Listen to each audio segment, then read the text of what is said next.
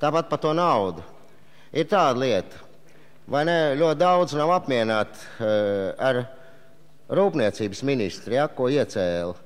Es vairāk kārt dzirdēju Bērklau kungu sakām, neviens negrib iet, tad kāpēc negrib? Vai tad nav latviešu rūpnieku? Nav.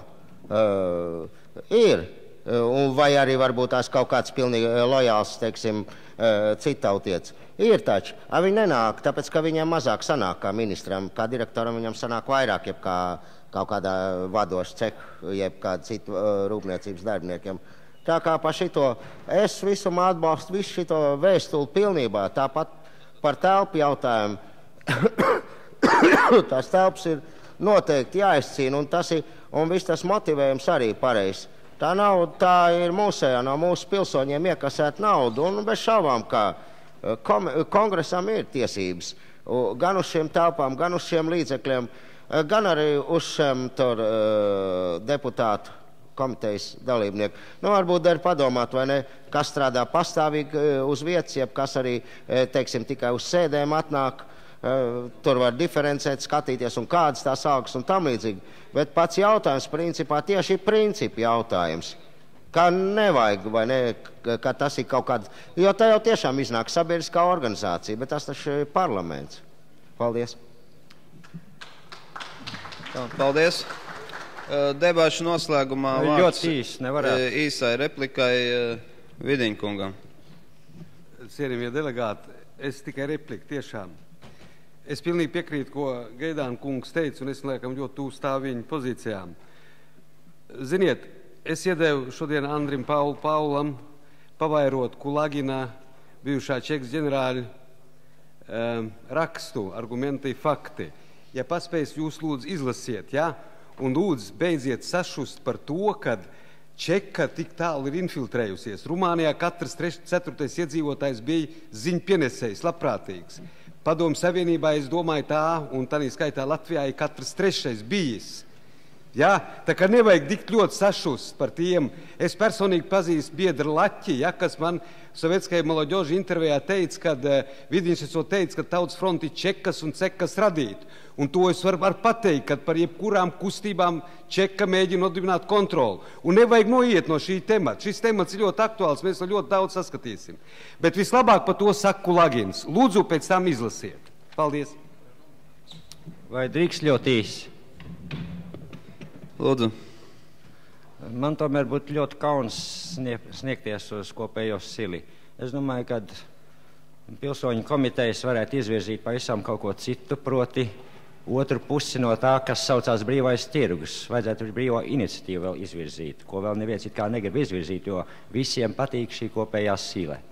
Es domāju, ka kopējā sila ir jālikvidē, un mums nav pēc viņas jātiecās. Kopējā sila jālikvidē, katram jāsaņem, ko viņš ir nopelnījis, un katram viņš ir brīvi jātērē. Tāds lūdzu. Paldies. Ar to arī debats beigsim. Man pavisam īsi arī priekšlikumu lūdzu varētu. Lūdzu. Situācija tāda, kad varbūt tās šeit nevajadzētu norādīt vienu lietu. Pirmkārt, tātad algu līdzvērtīgi deputāta algām. Tas ir kā Latvijas komitejas locekļus nolikt blakus deputātiem. Un otrs moments, ka varbūt, kad nevajadzētu visai komitejai vai, piemēram, apskatīties noteikti komisiju, priekšsēdētājiem, sekretāram un komisiju vadītājiem. Tātad varbūt tādā veidā kaut kā. Nenoteikti šajā vēstulē konkrēti varbūt tās tieši, ka visiem komitejas locekļiem. Tādā veidā. Tātad, rezumējot debatēs dzirdēto, praktiski izskanēja divi diametrāli pretēji viedokļi. Viens, kurš principā atbalsta šādu vēstuli, otrs, kurš to kategoriski noraida. Tāpēc es ierosinu tagad tūlīt nobalsot par to, vai redakcijas komisijai turpināt darbu pie šī dokumenta. Ja? Tātad ienākšanas kārtībā, kā pirmais, tātad jautājums uz balsošanu, vai kur ir par to, lai šādu vēstuli mēs šodien akceptētu.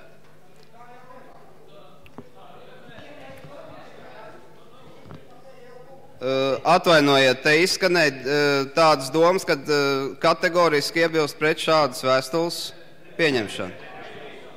Tātad konkrēts punkts, labi? Tātad redakcijas komisija turpina darbu, ja? Un mēs ar to šo jautājumu beidzam diskutēt. Jā, kas attiecas par algām, tad lūdzam rakstiskus iesniegumus redakcijas komisijām. Un tagad vārdu lūdz apsveikumam šīs dienas Ulmanim veltītā dievkalpojuma dalībnieks, Nottingemas universitātes profesors Davids Rigankungs. Lūdzu. Can Mr. Lazis translate for me?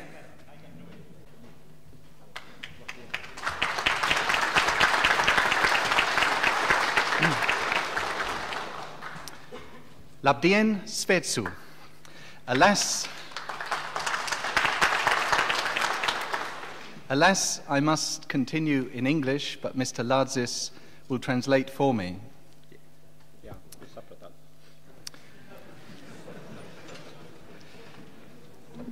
Ladies and gentlemen, in Britain there are many friends of Free Latvia. Kungu un dāmas, Lielbritānijā ir daudz draugi brīvai Latvijai. I am honoured to consider myself a friend of Free Latvia. Man ir tas gods uzskatīt pašam par sevi, mani arī par Latvijas draugu.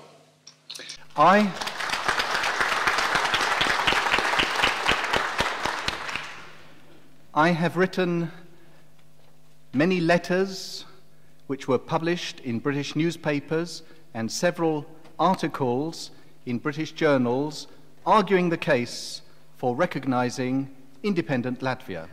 Es esmu uzrakstījis jau daudzus rakstus, kuri parādīsies arī Britu presē, ar argumentiem, kuri ir par labu mūsu lietai par Latviju.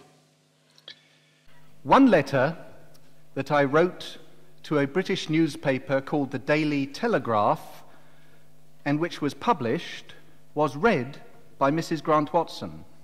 Vienu vēstuli, ko es nosūtīju laikrakstam Daily Telegraph, to ir uzrakstījusi, kā jūs ziniet, šodien baznīcā pieminētā Watson kundze, ko viņa ir nolasījusi arī. This was last October. Un tas bija pagājušā oktobrī. Mrs. Grant Watson then wrote to me, having read that letter, and she asked if it would be possible to arrange a memorial service in Riga for the late President Ulmanis. Izlasījuši šo manu vēstuli laikrakstam, tātad iepriekš minētam šeit to neteica atkārtoja Daily Telegraph. Watson kundze uzrakstīja arī manu vēstuli un prasīja, vai būs iespējams tātad. Repeat please the last phrase of it. If it would be possible to arrange a memorial service for President Ulmanis. Jā, vai būs iespējams sarīkot Rīgā šodienas piemiņas dievkalpojumu. I was pleased to put her in touch with many Latvian friends and also with Archbishop Gailītis. Jā. Es biju ļoti priecīgs, ka es varēju kontaktēt viņu ar daudziem latviešu draugiem un ar arhipiskāpu Gailīti. She explained to me that her husband, who is now dead, was the first British consul in Liepāja in 1918 and 1919 and became a friend of Kārlis Ulmanis. Viņa paskaidroja man, ka viņas mirušais vīrs 1918. un 1919. gadā bija Britu konsuls Liepājā un kļuva mūsu pirmā prezidenta Kārļa Ulmaņa draugs. At one point, Mr. Grant Watson hid Kārlis Ulmanis when the German army under von der Goltz was looking for him.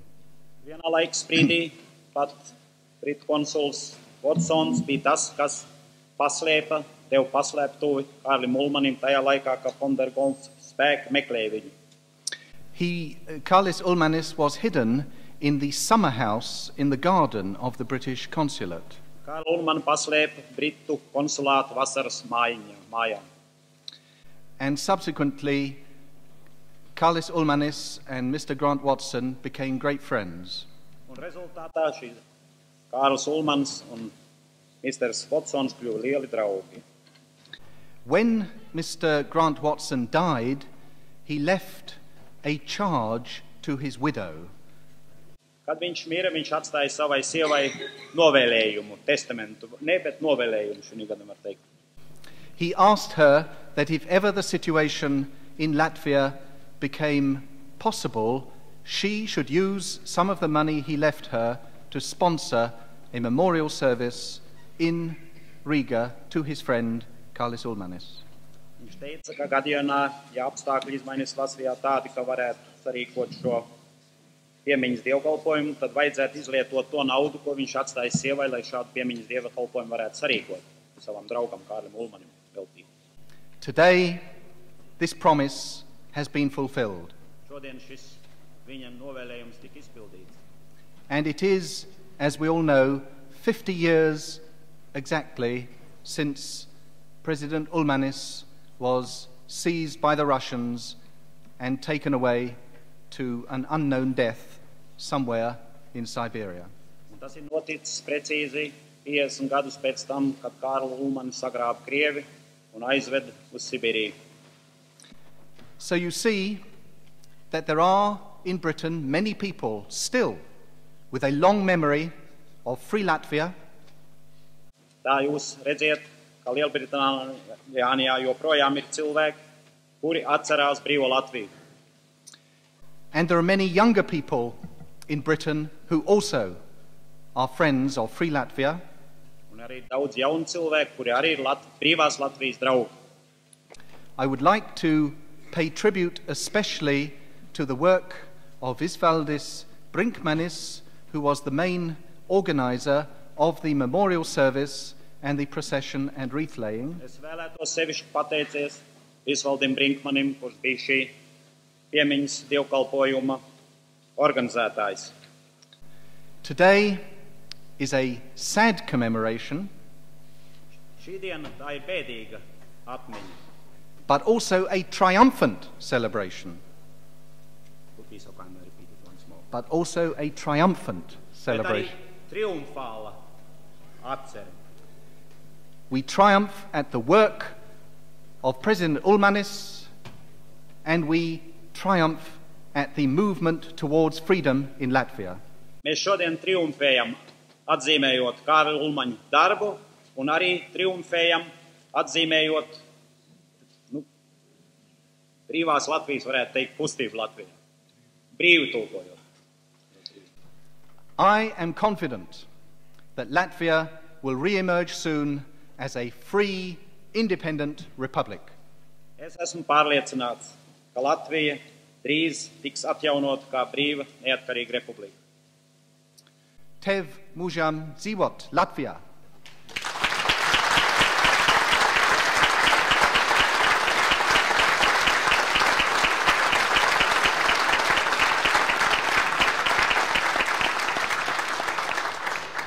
Dievs sveitī Latviju!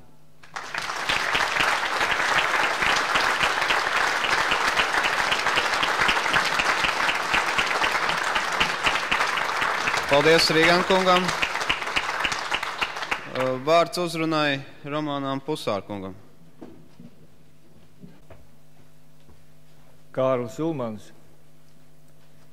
Tā ir tā Latvija. 1818. gada 18. novembra Latvija, kur mēs gribam atjaunot. Mēs apsveicam to iniciatīvu, ko bija parādījuši mūsu atbalstītāji un sapratēji tur Britānijas krastā. Un tomēr, kad mēs šķīramies no šī vārnā dievnām, vismaz es šķīros no tā ar zinām rūtumu. Kāpēc? Vienkārši tāpēc, ka tādā pašā laikā, kad mēs pieminējām Ulmanu un par viņu kaut ko runājām, mēs būtībā šī dienā nedzirdējām nevienu Kārļa Ulmaņa vārdu. Kaut gan bija domāts kopā ar tiem muziķiem, kas bija atnākuši un nogaidīja un bija sagatavojuši programmu, kopā ar tiem koriem, kopā ar Kārļa Ulmaņa novēlējumu mums atcerēties vēlreiz viņu pašu, viņa darbu, viņa jūtas, viņa domas, viņa novēlējumus. Un es tomēr atļaušos šodien novēlēt kaut ko tādu. Jau 14. gadā Ulmans jautāja, kādi ļaudis mums vajadzīgi? Un atbildēja, ļaudis nenopērkami, ļaudis stingri pret bagātības kārdinājumiem, ļaudis godīgi kā mazās tā lielās lietās, ļaudis, kuru centieni sniedz pāri pašlabumu meklēšanas robežām, ļaudis vīrišķīga darbā, nepagurstoši nesekmēs, ļaudis, kurus nevad divējādas likumības, viena privātā dzīvē, otra atklātā dzīvē, ļaudis pilsoņi, kuriem sabiedrības labums augstāk par pašu interesēm stāv. Ļaudis atturīgi, tas ir ļaudis, kuri savus ceļus nelok šo laiku bāla, alkohola priekšā. Īsiem vārdiem sakot, mums vairāk vajadzīgi ļaudis nekā statūti un instrukcijas.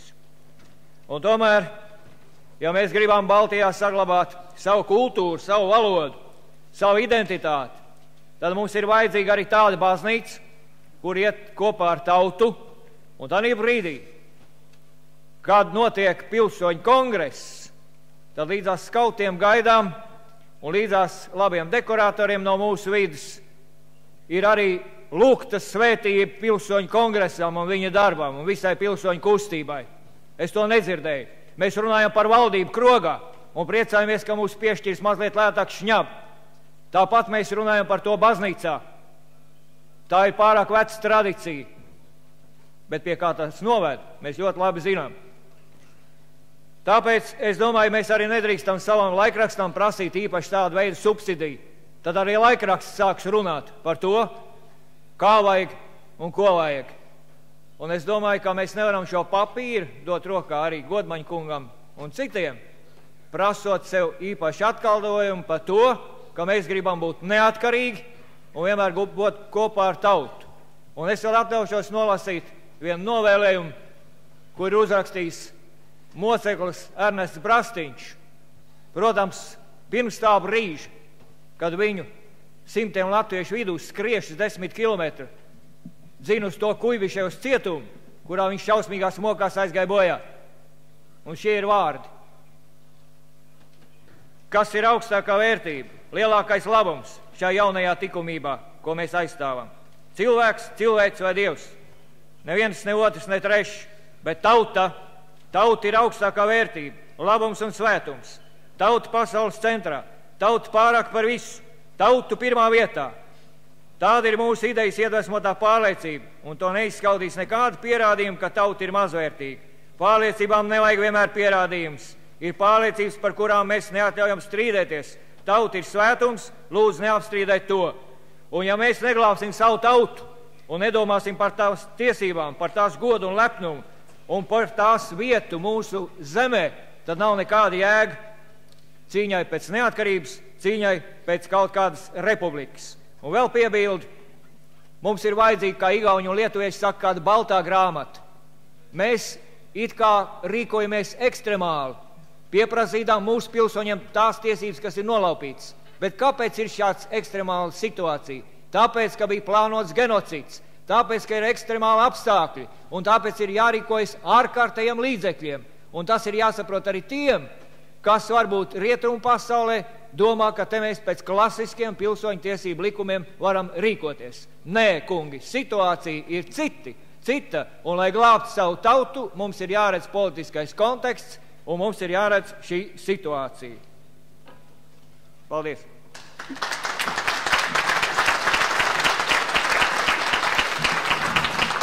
Paldies! Es lūdzu vārdu, ja drīkst. Lūdzu. Manuprāt, Pusarkungs tos vēstules noskaņojumu, manuprāt, nav izpratis. Nebūt neviens šeit nevienam neko nelūdz. Arī dotāciju avīzes izdošanas uzsākšanai. Mēs pieprasam. Es vēlreiz griežos pie visiem delegātiem. Tā nav nauda kaut kāda, ko mēs izlūdzamies no augstiem kungiem. Tā ir nauda, kas ir ievākta no mums pašiem nodokļu veidā, un milzīgi tie nodokļi ir. Tā kā es vienkārši neizprotu šo nostādni. Bez naudas līdzekļiem, ar skaistiem vārdiem, nekādu neatkarību mēs neiegūsim. Mums ir vajadzīgi profesionāli darbinieki, mums ir jāmaksā viņiem nauda. Viņiem tāpat kā visiem pārējiem ir ģimenes, viņiem jādzīvo ir. Un ja mēs viņam nemaksāsim to naudu, to algu, tad mēs pārvērtīsimies par nožēlojumu sabiedrisku organizāciju un neko vairāk. Paldies. Turpināsim darbu. Nākamais darba kārtības jautājums. Lēmums par pilsoņu kongresa budžetu. Zīles kungs. Cienījamie kongresa delegāti, atkal no nedaudz emocionālām lietām mēs pāriesim pie lietām par naudām. Nedzird? Es mēģināšu vēl tuvāk. Tātad atgriežamies atkal pie lietām par naudām. Tikai uzreiz es pateikšu tā, ka šis budžeta sistēmas projekts, viņš ir pilnīgi autonoms, neatkarīgi no tā, kāds liktenis būs šai tikko iztirzātai Godmaņa kunga adresētai vēstulē. Neatkarīgi no tā. Es lasīšu dokumentu, uzreiz liekot klāt, dokumentu projektu, liekot klāt arī komentārus, kur tas vajadzīgs un atsevišķi labojums. Tātad Latvijas komiteja uzskata par nepieciešam darboties pēc noteikta finanses plāna, normējot ieņēmumus un izdevumus.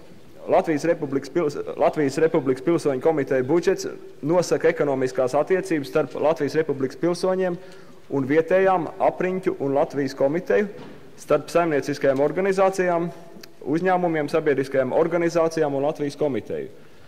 Vietējās un apriņķu komitejas pastāvīgi veido savu budžeta saimniecību.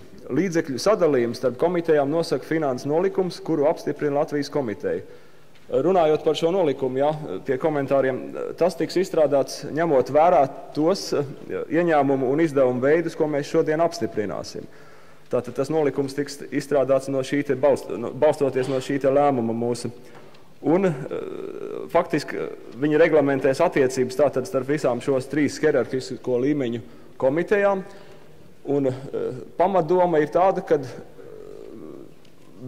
šie normatīvas tiks veidots tādā veidā, kad pa vienu kanālu sistēmas no apakšu uz augšu. Ja? Bet pēc atlikuma principā, apmēram tas nelabs teiciens ir, bet ar domu par to, ka vien mazāk daļa ies uz augšu. Tas kā komentāriem. Turpina.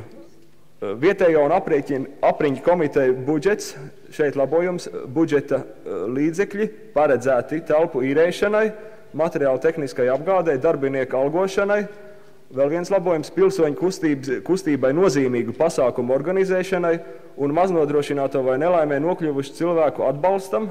Un tā tad uzskaitīt šie varbūt tās nevisai redakcionāli labā variantā, bet tas ir labojams iekaviņās, kas ir. Nākošā rindkopa būtu aizvietojama uzreiz, jo debatēs ir sagatavots viens cits priekšlikums, runājot par tātad revīzijas lietām. Un nākošo rindkopu būtu liederīgi izmainīt sakojošā redakcijā. Līdzekļu un ieņēmumu un izlietojumu kontroli veids Latvijas Republikas pilsoņu kongresa izveidotā kontrolas komisija. Nolikumu projektu par šo komisiju tiks tātad sniegts debatēs. Un tālāk pie ieņēmumu un izdevumu veidiem. Latvijas komitejas budžets. Latvijas komitejas budžeta ieņēmums veido pirmais regulārs Latvijas Republikas pilsoņu iemaksas. Šeit mums šodien arī ļoti svarīgs jautājums ir jāizšķir. Šis, kā jūs redzat, ir faktiski apiets šis moments par nodokli. Tas ir ļoti būtisks jautājums. Es lūdzu nesasteigt nevienu un apdomāt par to, jo nodoklis ir obligāts, tātad ar zināmām juridiskām sakām, ja viņš netiek pildīts. Ja, un šī redakcijā tas ir nedaudz savādāk. Otrais ieņēmuma veids – ziedojumu un papildinājums dāvinājumu. Šeit man arī būtu priekšlikums nedaudz organizēt, un šodien vajadzētu nolemt, kam uzticēt dziesmu svētku laikā. Tas noteikti būtu jāizdara, vākt ziedojums, bet tiešām uzticēt vai no komisijai, vai no cilvēkiem konkrētiem, kas to lietu varētu darīt, jo mēs kavēties nedrīkstam. Trešais. Iemaksas no saimnieciskām vienībām, kuras atzīst un atbalsta Latvijas komitejas. Faktiski tas ir brīvprātīgs šo saimniecisko vienību nodoklis. Ceturtais. Aizņēmumi. Šeit ir domāt valsts tipa aizņēmumu. Tātad mēs varam, tas nav kā viens no pirmiem ieņēmumu veidiem, bet viņš ir minēts. Tātad zināmās situācijās mēs varam izlaist obligācijas, aizņemoties līdzekļus no saviem pilsoņiem un arī no citām iespējams juridiskām personām. Piektais, iespēja darba izplatīšana un citu saimniecības darbību. Šis varētu būt arī plašākā tas 5. Formulēts kā otrais variants ienākumi no Latvijas komitejas vai pilsoņu kongresa īpašumiem. Tas mums arī būtu jāizlēm. Tālāk, izlietojumi. Latvijas komitejas budžeta līdzekļu izlietojumi. Pirmkārt, valsts nozīmes un mēroga pasākumu organizēšanai. Es domāju, šeit komentāri nav vajadzīgi, jo nozīmes un mēroga tieši tika atstāta ar šādu divējādu nozīmi šie jēdzieni, šo pasākumu klasifikācijai. Otrkārt, Latvijas komitejas komisija darbinieku finansēšanai, kā arī līgumdarba apmaksai. Tas arī tika iztirzāts šodien, jā, tātad tikai citā kontekstā. Treškārt, saimnieciskā tīkla organizēšanai, tātad doma ir tā, ka jebkuras vietējās un apriņu komitejas un arī Latvijas komiteja var centralizējot šos te līdzekļus ar iepriekš minētajiem ieņēmumu veidiem mēģināt un atbalstīt šo te Latvijas Republikas pilsoņu sastāvošās saimnieciskās vienības. Dot viņiem starta kapitālu un starta, var teikt, grūdienu arī tādā ne tikai naudas izteiksmē. Ceturkārt, aizņēmumu, obligāciju, avīžu, plakātu un citu. Šeit ir jāliek noteikti vārds iekšā, te ir izlaists kaut kas. Un citu saimniecisku darījumu finansēšanai. Piektkārt, sociālajām programmām. Tas ir tas, kas ir faktiski minēts pirmajā šī te projekta daļā, atšifrējums sīkāks. Sestkārt, materiāla tehniskai apgādēs. Šis arī nebūtu laikam komentējums. Un vēl ir mums pašiem priekšlikums aizsargu organizācijas, uzturēšanai varbūt tās ne, bet varētu būt arī tā. Aizsargu organizāciju uzturēšanai. Paldies, tas būtu viss. Paldies. Debatēs par šo jautājumu ir pieteikušies 2 kongresa delegāti, taču viens nav parakstījies. Vārdu dodam Uldim Znotam, delegātām no Rīgas apriņķa. Cienījamās dāmas un kungi, ekonomiskās attiecības starp Latvijas Republikas pilsoņiem, zemnieku saimniecībām un uzņēmumiem un pilsoņu komitejām veidos pilsoņu komiteju budžetu. Es gribētu likt uzsvaru tieši uz attiecību veidošanās problēmu. Tās neveidosies pašas no sevis. Tās arī neveidosies, ja tām nebūs sociālās bāzes. Savukārt, šāda sociālā bāze neveidosies, ja pilsoņu kongress, Latvijas komiteja un arī vietējās komitejas ikdienas kardināli neiestāsies par pilsoņu īpašumu tiesību svētumu, neaizskaramību un to pārmantojamību.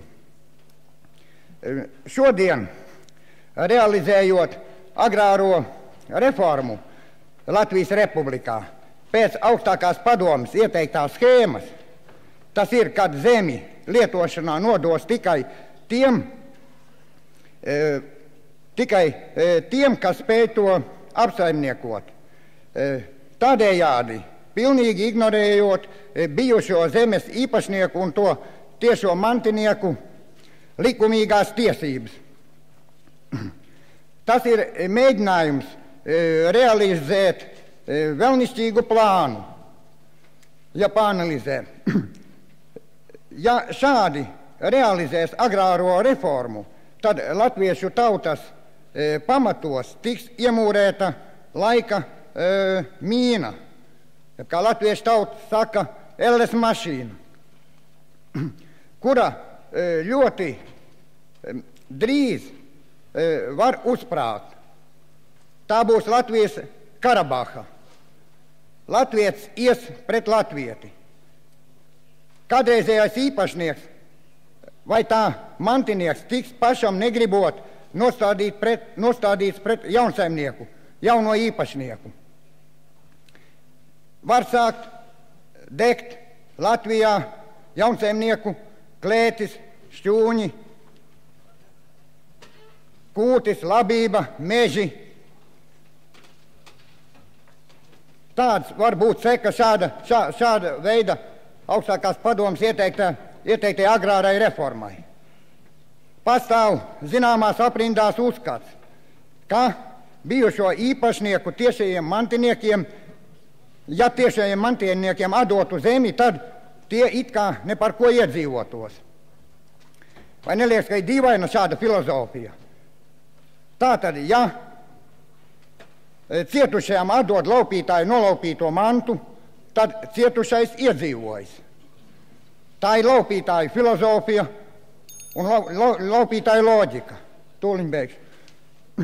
Tas tikai nozīmē, ka pašreizējā Latvijas republikā republikā tās augstākā padome ir tikai laupītāju valsts LPSR tiešā mantiniece un nevar pretendēt uz tiesiskas valsts statusu.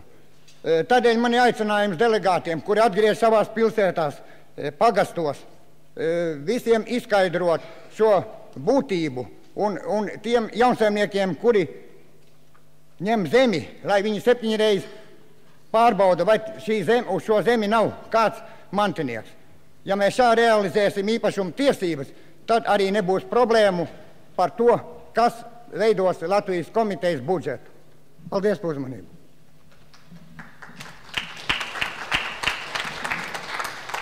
Paldies.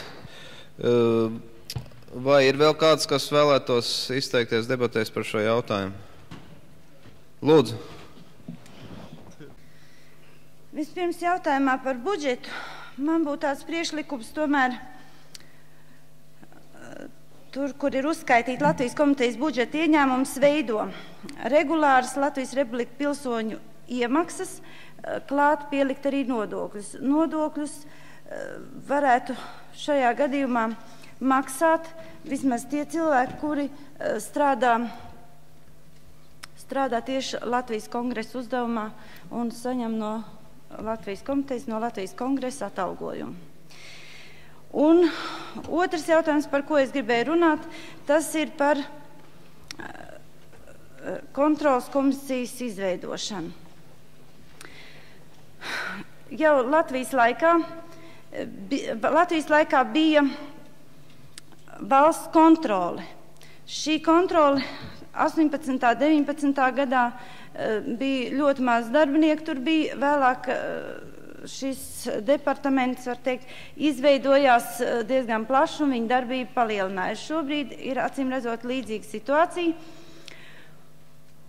jo, protams, neskatoties uz to, ka mums ir valsts un ir valsts manta, pārzināt, kontrolēt iespējas ir gaužam vājas. Un tomēr pie šī momenta ir jau jāstrādā. Šai kontrolas komisijai būtu tātad šāda plaša mēroga darbība vajadzīga. Un bez tam kontrolas komisija ir vajadzīga arī tādēļ, lai varētu kontrolēt līdzekļus, kurus iegūst Latvijas kongress, kurus iegūst Latvijas komiteja un tāpat vietējās pilsoņu komitejas, lai šie līdzekļi tiktu izlietoti godam un pareizi. Un tādēļ es atļaušos nolasīt nolikumu, kuru es izstrādāju, jūs pamatojoties uz Latvijas laika likuma pamatu par valsts kontroli. Nolikums par Latvijas Republikas pilsoņu kongresa kontrolas komisiju. Kontrolas komisija ir neatkarīga koleģiāla valsts iestāde. Kontrolas komisija veic valsts mantas stāvokļa un apgrozījuma revīziju.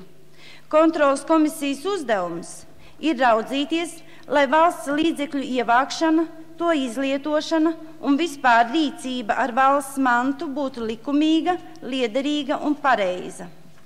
Kontrolas komisija sastāv no kontrolas komisijas priekšsēdētāja, padomes, vēlams 5 cilvēku sastāvā atbilstoši Latvijas zemēm un galiem un revīzijas departamenta.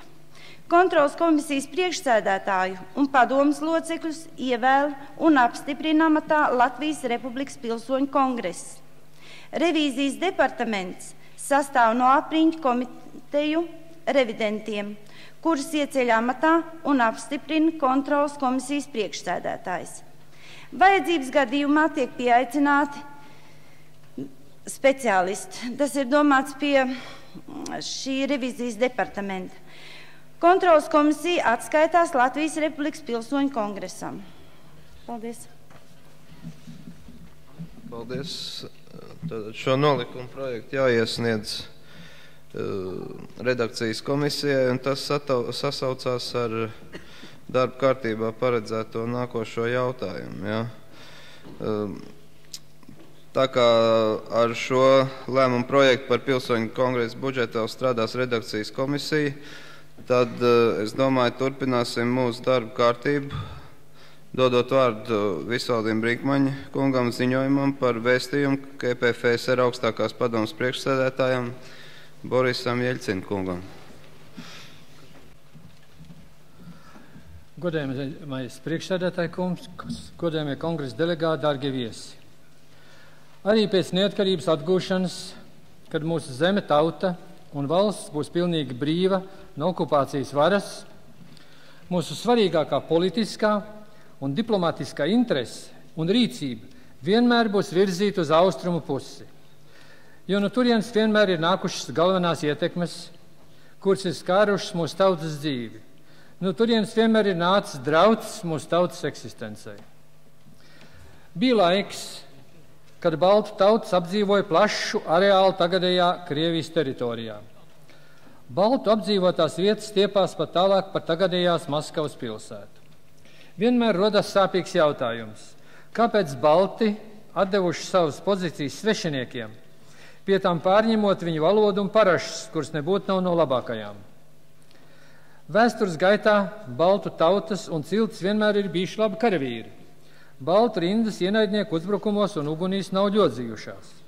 Tad kādēļ baltu zemes sarukušas tik nelielas, ka mēs esam saspiesti uz relatīvi niecīgas teritorijas un vairs necīnāmies par pārākumu citu tautu starpā, bet vienīgi par izdzīvošanu, par iespēju saglabāt savas valūtas un kultūras saliņu citu tautu jūrā. Ja iepriekšējos gadu tūkstošos balti zaudējuši milzīgas teritorijas, tad arī tagad varam vērot, ka pateicoties kolonizācijai, turpinās mūsu tautas atspiešana un mūsu zemes slavonizācija. Tas, kas pašlaik notiek Daugavpils apkārtnē, Latgalē un pat Rīgā, ir tā paša procesa turpinājums, kas noticis ļoti plašā areālā pirms daudziem gadsimtiem. Pie kam žēlošanās par bēdīgu likteni nav vietā.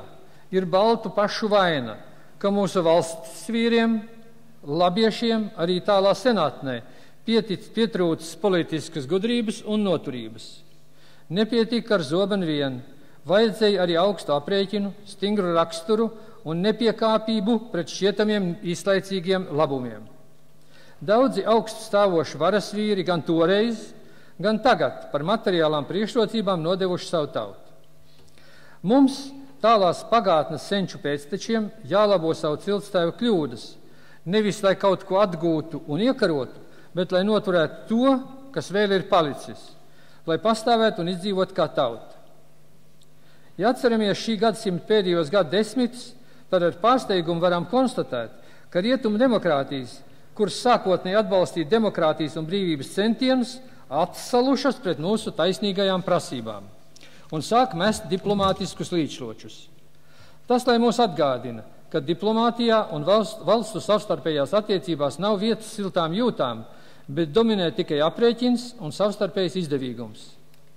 Tādēļ arī mums, Latvijas politiķiem, gan topošajiem, gan esošajiem, vienmēr jāvadās no latviešu tautas interesēm, vienmēr paturot prātā, ka augstākā politiskā vērtība ir latviešu tautas eksistence, kas ir apdraudēta, ja tiek pieņemts nulles variants vai kaut kāds absurds referendums vai kaut kāds savienības līgums ar konfederācijas aromātu. Tādēļ mēs esam ieinteresēti, lai Krievijā nebūtu viens varas centrs, bet gan divi vai pat vairāki varas centri. Mēs apsveicam katru demokrātijas izpausmi, kas neļauj koncentrēt pārāk lielu varu vienas personas vai personu grupas rokās. Tādēļ uzskatu par vēlamu atbalstīt jebkuru jaunas varas asnu un atļaušos nolasīt Latvijas Republikas Pilsoņu kongresa vēstules projektu. Krievijas PFSR augstākās padomes priekšsēdētājam Borisam Jeļcinkungam. Apsveicam jūs sakarā ar ievēlēšanu šajā atbildīgajā amatā un esam pārliecināti, ka tas pātrinās demokratizācijas gaitu Krievijā. Latvijas Republikas pilsoņu kongress ir 1918. gada 18. novembrī dibinātās Latvijas Republikas pilsoņu tiesiska pārstāvība, kāda ievēlēta pirmo reizi kopš liktenīgā 1940. gada 17. jūnija, kurā PSRS nodevīgi lauza ar Latviju noslēgtos līgumus un okupēja, bet vēlāk arī anektēja to. 1990. gada aprīlī Kongresu vispārējās, vienlīdzīgās, tiešās un aizklātās vēlēšanās ievēlēja 707 000 personu. Viņu vidū arī 29 000, kas nav Latvijas Republikas pilsoņi, bet izteikuši vēlēšanos kļūt par Latvijas Republikas pilsoņiem. Kongresa mērķis ir panākt Latvijas Republikas konstitucionālās valsts varas atjaunošanu, bet attiecības ar PSRS vai tās tiesību pārmantotāju veidot uz Latvijas un Krievijas 1920. gada 11. augustā noslēgtā miera līguma pamata, kurā Krievija uz mūžīgiem laikiem atteicās no suverēnām tiesībām uz Latvijas zemi un tautu. Ceram, ka arī Krievija veidos attiecības ar Latviju vadoties no šī līguma pamatprincipiem. Uzskatām, ka PSRS izveidošana un pastāvēšana atņems suverenitāti ne tikai Latvijai, Lietuvai un Igaunijai vai citām mazajām valstīm, bet arī Krievijai. Latvijas Republikas pilsoņi būtu priecīgāki, ja austrumos no tās atrastos nevis mākslīgs veidojums PSRS, bet neatkarīga un demokrātiska Krievija, ar kuru Latvijai būtu iespējama mierīga līdzās pastāvēšana un savstarpēji izdevīgas saimnieciskas attiecības. Vēlām panākumus jūsu turpmākajā darbā. Latvijas Republikas pilsoņu kongress. Paldies! Paldies, Brinkmaņa kungam. Vārds debatēs Sergejam Fadejevam. Godējami kongresmeni, vispār es pierakstīju debates par budžetu. Kaut kā to var ieslēgt arī vai tā vēstulē Godmaņa kungam. Mans priekšlikums pieprasīt no PSRS valsts varas orgāna Latvija LPSR augstākas padomes, ņemot vērā, ka tur ir arī Latvijas Republikas pilsoņi, atbrīvot tos Latvijas Republikas pilsoņus un bezpēlesniekus no padomju nodokļa, kuri vēlas maksāt nodokļi Latvijas Republikas pārstāvniecībai Latvijas Republikas pilsoņu kongresam. Paldies. Paldies.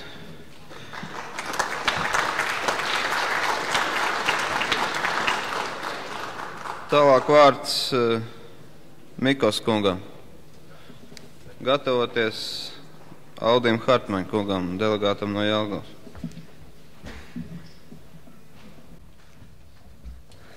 Cienījamais prezidij, cienījamie delegāti. Es gribēju parunāt par šo vēstuli tādā sakarā, ka mūsos ir ļoti lielas cerības, ka tieši Jeļcins būs tas, kas mūs izglābs, izšķirīgi izglābs. Mazliet vēstures. Pēc vēstures Abreni mums atsavināja 44. gadā. Un tas esot noticis Daugavpilī, kaut kāda pagaidu valdība, tur esot pieņēmusi lēmumu, bet dīvainā kārtā vēl 51. gadā vēlēšanas notiek no Latvijas PSR. No Abrenes tiek ievēlēts Fricis Juradēls Deglavs no Nacionāla teritoriālā un Noviks no Rēzeknes, kur ietilpst arī apgabals Abrene, no lielā teritoriālā. Tātad, cik ļoti svarīgi ir visai pasaulē demonstrēt, ka Staļinam tas bija ļoti svarīgi, ka viņš ievēro tiesības kaut kādu noteikti nolīgumā. Tas nebija Jaltā ieslēgts, un tad viņš to darīja pa kluso. Tagad man ir rokā Jeļcina grāmata, tā ir izdota Rīgā, un pēdējās domas te ir no februāra. Un te viņš ir interesanti pateicis tādu domu, ka viņš, ja tagad Gorbačov gribēs nomest plēnumā vai kongresā, tad viņš nevilcināsies glābt Gorbačovu, jo viņš ir vienīgais, kas spēja glābt partiju no sabrukšanas. Tātad, kāpēc ir vajadzīga partija? Monolīta partija, tas ir, lai saglābtu impēriju. Pa šiem dažiem mēnešiem kaut kas noticis arī Krievijas federācijā. Bet es, protams, atbalstu šo te tādu deklarāciju,